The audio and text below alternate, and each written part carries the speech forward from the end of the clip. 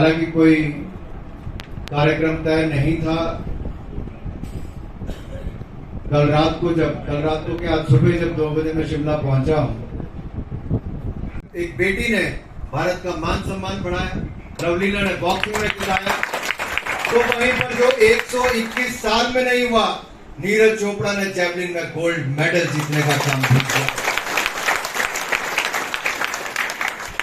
मित्रों, def Olympics में भी हम लोग 16 मेडल इस बार जीत कर आए, जो आज तक के सबसे ज्यादा मेडल है। देश की टीम बैडमिंटन में खेलने जाती थी, बाकी टूर्नामेंट्स का पता होता, लेकिन थॉमस कप का शायद ही किसी को पता, क्योंकि 73 साल में भारत कभी जीता नहीं था, लेकिन इस बार हमारी टीम ने वो भी कर दिखाया। थॉमस कप गोल्ड मेडल जीतने का काम। मोदी जी को जय श्री राम, जय श्री राम, जय श्री राम। मोदी जी को जय श्री राम, जय श्री राम, जय श्री राम। राज जी को जय श्री राम, जय श्री राम।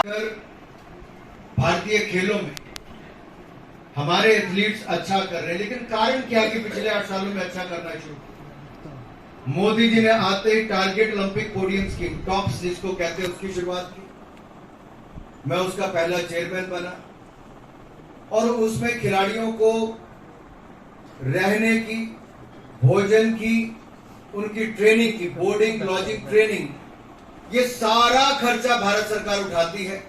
उनके राष्ट्रीय इवेंट हो, अंतरराष्ट्रीय इवेंट्स हो, सबका खर्चा प्रयास किए। हमारी टीम प्लेट ग्रुप चैंपियन 2005 में बनी, लेकिन पिछले साल हमारी टीम ने वो कर दिया जो पिछले कई सालों में नहीं हुआ। हिमाचल ने क्रिकेट में नेशनल चैंपियन बनने का काम किया।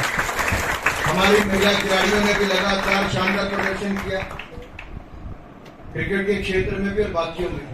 रशिंदर सूद जी बैठे बैठे कह रही थी कि स्पेशल ओलंपिक के लिए भी कुछ ना कुछ करना चाहिए। हम जो इंफ्रास्ट्रक्चर बनाएंगे उसमें रैम्प्स और बाकी सुविधाएं ऐसी बनाएंगे कि चाहे डेफ ओलंपिक्स हो, पैरालंपियंस हो या स्पेशल ओलंपिक्स वाले हो, उनको भी वहां पर खेलने की उसी तरह से सुविधा हो ताकि वो उन्होंने मांग की थी एक इंडोर स्टेडियम की और एक क्रिकेट स्टेडियम। तो इंडोर स्टेडियम की हमने घोषणा की है, क्योंकि उसकी जमीन भी उपलब्ध है।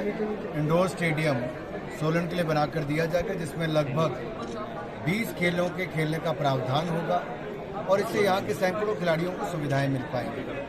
जहाँ तक क्रिकेट स्टेडियम की बात है, उसके लिए भी हमने कहा है कि पर्याप्त भूमि होगी और वो जमीन भी लीज पर मिलने के लिए अगर तैयार होगी तो उसका स्टेडियम भी यहाँ पर 2 साल के अंदर बनाकर दिया जा सकता है।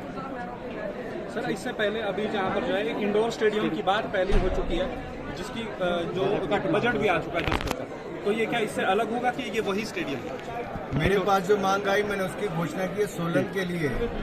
मुझे नहीं पता कौन से स्टेडियम की पहले आया है नहीं आया, लेकिन एक इंडोर स्टेडियम की मांग यहाँ पर आई थी सभी खेल संघों की ओर से, उसकी घोषणा यहाँ पर की गई। सर, इंफ्रास्ट्रक्चर के साथ साथ कोचेस की भी कमी है, हमने भारत सरकार की ओर से लगभग 450 कोचेस के नए की नियुक्ति की है, जो अपने आप में बहुत बड़ी बात है। खेल राज्य का विषय है, सभी राज्य अपने अपने स्तर पर भी कोचेस को हायर करते हैं और हमने एक नई जो शुरुआत की है, खेलो इंडिया सेंटर्स देश भर में शुरू किए हैं, जिसमें 1000 सेंटर देश भर में खोलेंगे। पूर्व खिलाड़ी उसमें अपना सेंटर शुरू कर सकते हैं किसी गेम को लेकर।